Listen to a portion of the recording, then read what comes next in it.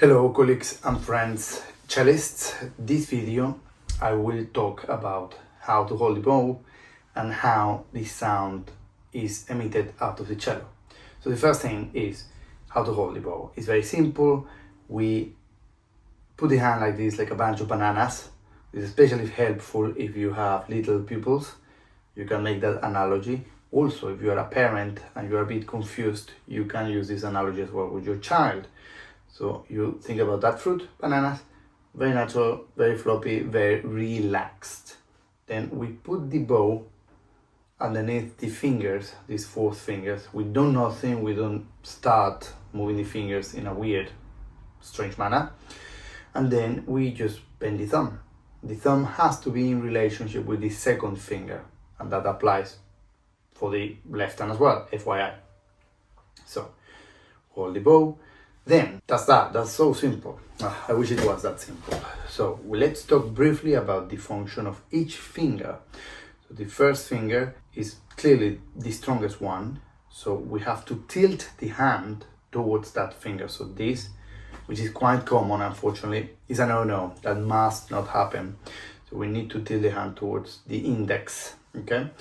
Then the second finger has to be there helping as well. And the third finger as well. Actually, third finger is responsible to crafting great part of the sound. Finally, the little finger has to be perched. It is not relaxed. The little finger has to be perched and acting in holding the bow, and also as suspension when we play a dumbbell. If you feel a little ache in these muscles here, that is a good signal. It means that those muscles are working and you are exercising your little finger. So now let's talk about how the bow emits sound on the string. So as a very nice exercise with children, I like to play the rocket taking off and landing. So the bow take off and then lands fairly purposely and deliberately onto the string. Boom. Okay? And one last time. Boom. Then we want to do something very cool. I call it walking on very thick snow. So we press and then we sing. Quite a nasty sound. It sounds like when you are stepping on very thick snow. So you press. So that way you feel the pressing of the bow on the string in its rawest manner. Then there is more.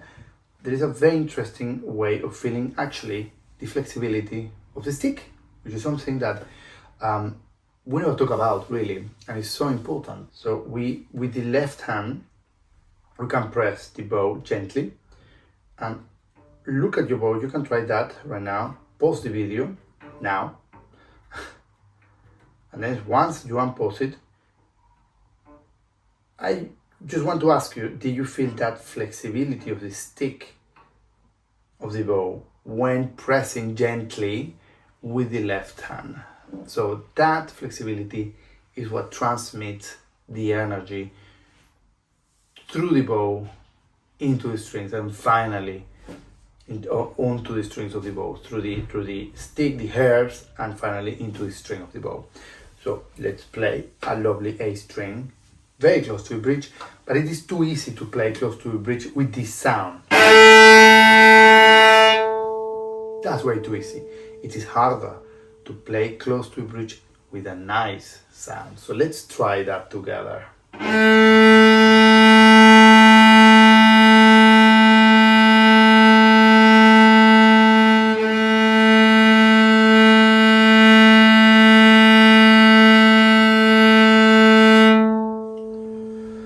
That's pretty nice. Now I want to talk about a couple of things, very important things. The support points, which I have already talked in other videos in this channel. The support points are for the A string, the first finger, for the D string, the wrist, for the G string, the elbow, and for the C string, the upper arm. What are those? What do?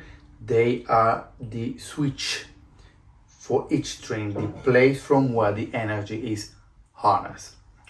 So the A string is the first finger, and this string is the wrist. And we're gonna do that, but first I want to talk about these 2 steps to play a good bow stroke.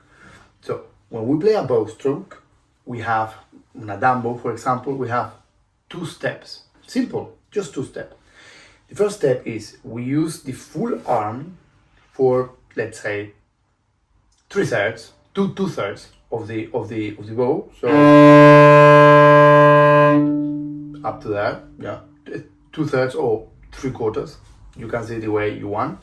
And then for the last quarter, we use the lower arm. So we see, so we create a sort of perfect natural triangle between the bow, your arm, and the cello. So you don't reach the complete full extension of the arm because you're gonna struggle to come back. Just almost, but not quite. So then when you come back, you swap the 2 steps. So lower arm for the first third, and then full arm for the rest. So now we're gonna play on the D string using the wrist as a support point and taking into account those 2 steps. Here we go.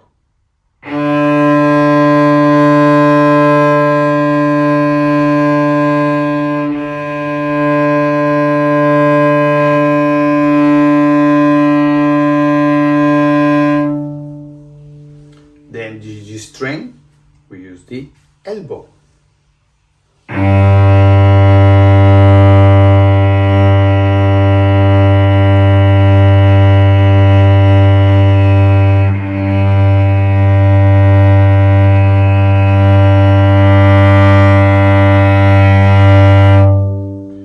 Finally, the C string, we use the upper arm because it is the thickest string and it needs the biggest amount of muscle.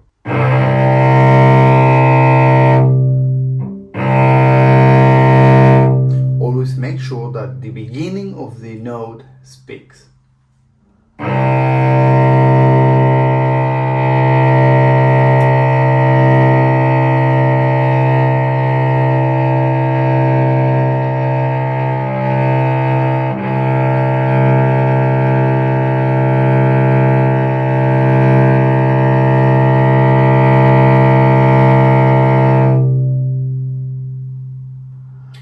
And that's that. I hope this very short video about those fundamentals of the right hand help you.